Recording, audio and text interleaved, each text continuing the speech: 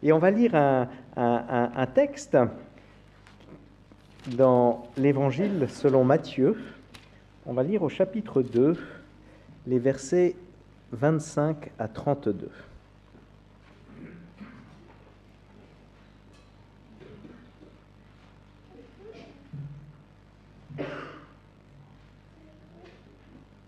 Et je vais juste vous inviter à prier d'abord.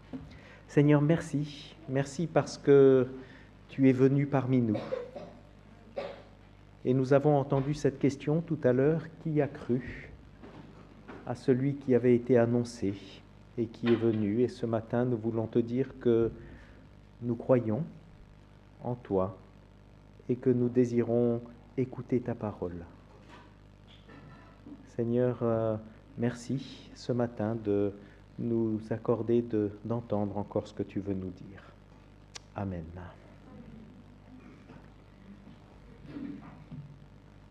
Luc, donc chapitre 2, à partir du verset 25. « Et voici qu'il y avait à Jérusalem un homme du nom de Siméon. Cet homme était juste et pieux. Il attendait la consolation d'Israël, et l'Esprit Saint était sur lui. Il avait été divinement averti par le Saint-Esprit qu'il ne verrait pas la mort avant d'avoir vu le Christ du Seigneur. Il vint au temple, poussé par l'Esprit, et comme les parents apportaient le petit enfant Jésus pour accomplir à son égard ce qui était en usage d'après la loi, il le reçut dans ses bras, bénit Dieu et dit : « Maintenant, Maître, tu laisses ton serviteur s'en aller en paix, selon ta parole, car mes yeux ont vu ton salut, que tu as préparé d'avance pour tous les peuples, lumière pour éclairer les nations et gloire de ton peuple Israël. »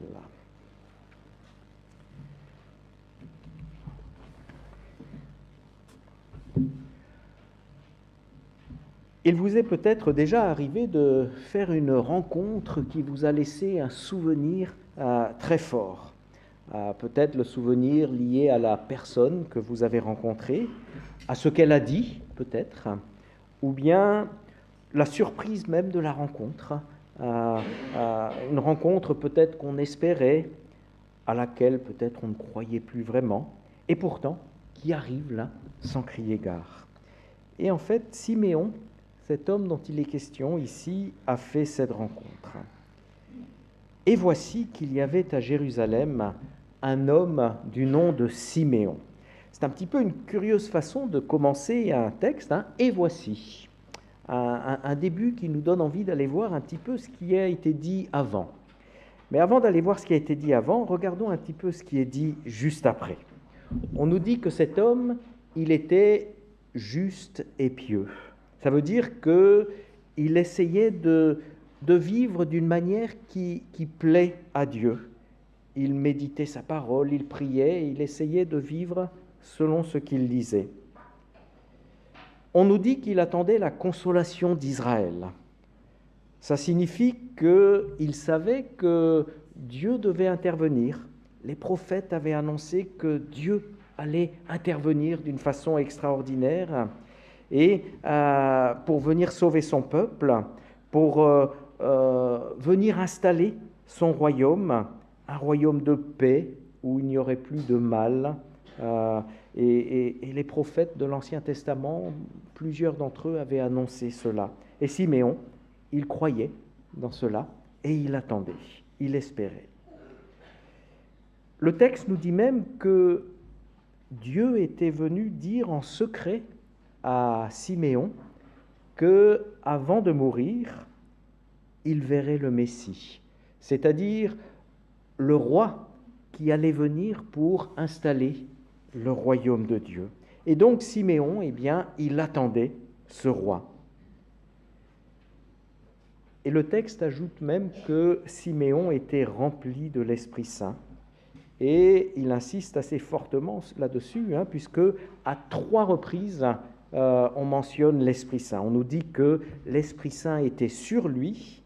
On nous dit que l'Esprit lui avait parlé secrètement à l'oreille pour lui dire qu'il verrait le Messie.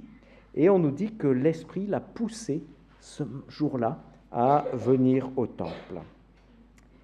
Et voici donc qu'il y avait à Jérusalem un homme du nom de Siméon. Ce « et voici » nous invite à regarder juste avant. Alors, qu'est-ce qui nous est dit dans les versets qui précèdent?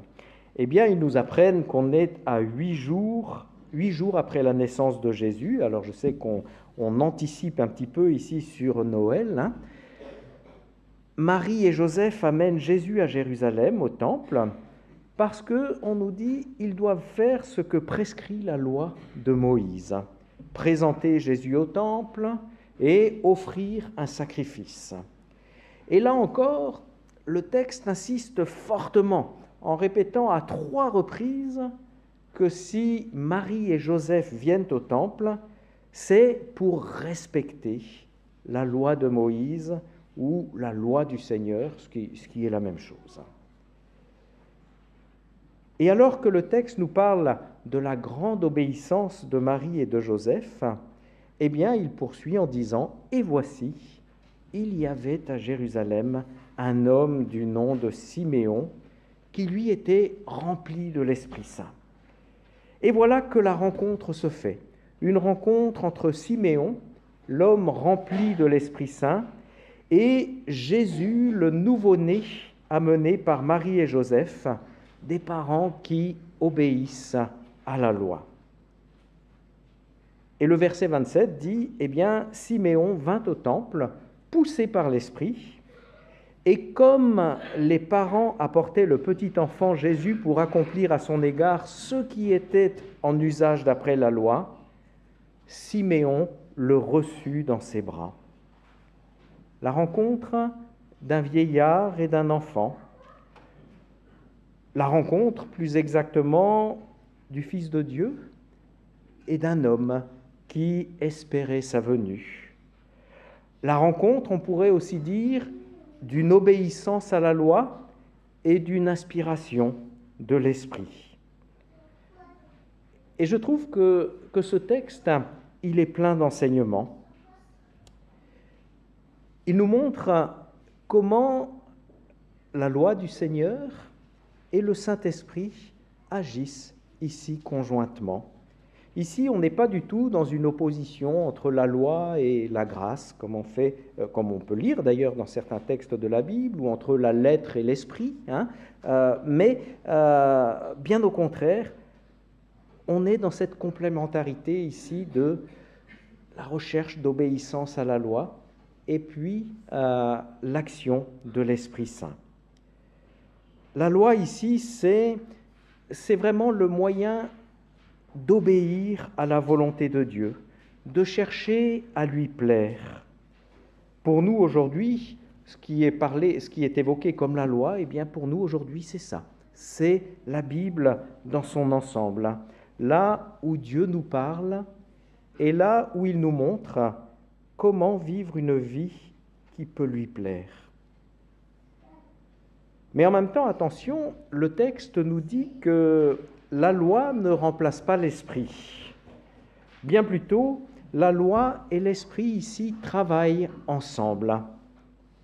C'est l'action conjointe des deux qui permet à Siméon de faire sa rencontre extraordinaire. L'obéissance des parents d'un côté, l'esprit qui œuvre dans son cœur de l'autre. Voilà ce qui a permis ici cette rencontre extraordinaire. Même si la loi ne sauve pas, l'obéissance, nous dit ce texte, n'est jamais inutile. Ou plutôt, peut-être qu'il faudrait parler de la recherche obstinée de l'obéissance, parce que Siméon, malgré tout, n'était pas un homme parfait, ni Marie, ni Joseph, mais il avait cet attachement, cette persévérance à dire à rechercher à faire ce qui plaît à Dieu. Cette recherche obstinée de l'obéissance, ici, elle est le moyen privilégié dont l'Esprit se sert pour provoquer cette rencontre avec Jésus. Et ça nous dit, eh bien, non, ça n'est pas inutile pour nous tous de persévérer dans l'obéissance en attendant que Dieu intervienne. Ça nous dit, parents, que ça n'est pas inutile de venir sans doute dimanche après dimanche avec votre enfant pour qu'il entende la parole du Seigneur. Ça nous dit, enfants, adolescents, que ça ne sert pas à rien de venir chaque dimanche, ou le plus souvent possible, participer au club biblique ou au caté. Parce que cette recherche de faire ce qui plaît au Seigneur, c'est au fond le moyen privilégié que l'Esprit de Dieu veut utiliser pour nous faire la surprise d'une rencontre, la surprise de sa rencontre, de la rencontre et de sa venue, de son intervention, pour nous faire vivre au fond la plus grande rencontre de notre vie, celle de Jésus, le Fils de Dieu. Et le texte nous dit que, à travers l'action conjuguée là, de cette recherche obstinée de l'obéissance et de l'action de l'Esprit, le texte nous dit que Siméon reçut Jésus dans ses bras. Siméon ne prend pas Jésus, comme on lit dans certaines traductions, mais il le reçoit, c'est-à-dire qu'il reçoit celui que lui tendent Marie et Joseph. Et je trouve qu'il y a là une image extraordinaire de Noël. Dieu a tant aimé le monde qu'il a donné son Fils unique. Dieu qui nous tend son Fils afin que nous le recevions dans nos vies obéissantes ou qui recherchent en tout cas obstinément cette obéissance.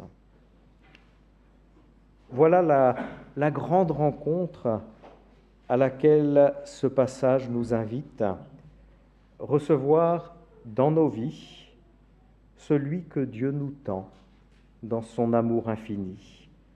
Et c'est cette rencontre que chante le cantique de Siméon, intitulé Nunc dimittis, c'est-à-dire « Maintenant, Maître », les premiers mots du cantique. « Maintenant, Maître, tu laisses ton serviteur s'en aller en paix, selon ta parole, car mes yeux ont vu ton salut, que tu as préparé d'avance devant tous les peuples, lumière pour éclairer les nations et gloire de ton peuple Israël. » Dans ce cantique, Siméon nous dit que cette rencontre qu'il vient de faire est pour lui pleinement suffisante. Il est comblé par cette rencontre-là. Elle est un maintenant qui lui ouvre un horizon. En posant les yeux sur Jésus, Siméon voit le salut de Dieu et cela lui suffit. Il n'a plus besoin de rien, il a reçu tout ce dont il avait besoin et même vers la mort désormais, il peut avancer sans crainte. Maintenant, mes yeux ont vu ton salut. En commentant ces versets, Antoine Nuis écrit la chose suivante. Il dit « Souvent, lorsque nous recevons un exaucement, nous en voulons un autre, au point de vivre dans une quête incessante de nouveaux signes. Pour Siméon, voir le Christ est suffisant. Il nous rappelle, Siméon, qu'un seul exaucement peut combler une vie de foi. Cette concentration sur l'essentiel, qui est le propre des sages, met en valeur le caractère futile et dérisoire d'une grande partie de nos préoccupations.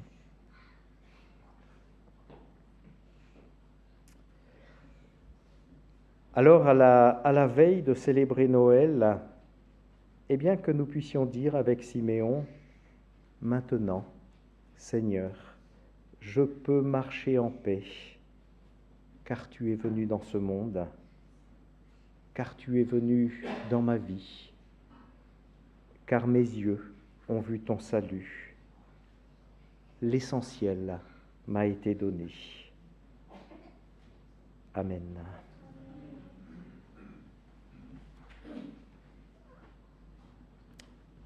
et je vous invite à prier.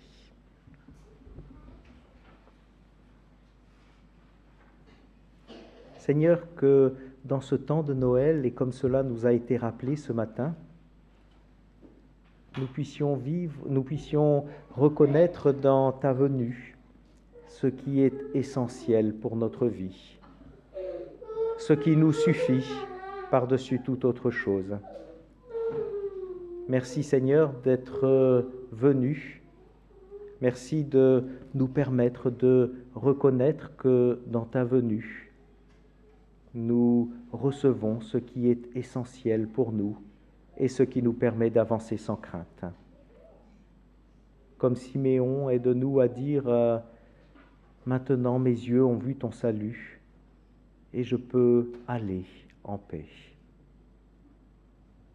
Seigneur, merci de purifier peut-être nos attentes qui peuvent être inconsidérées quelquefois ou qui sont toujours la marque d'une quête incessante de toujours plus. Mais aide-nous à dire avec l'apôtre Paul comme avec Siméon, ma grâce, ta grâce, Seigneur, me suffit. Merci Seigneur d'être venu dans ce monde. Merci d'être l'essentiel pour notre vie. Amen.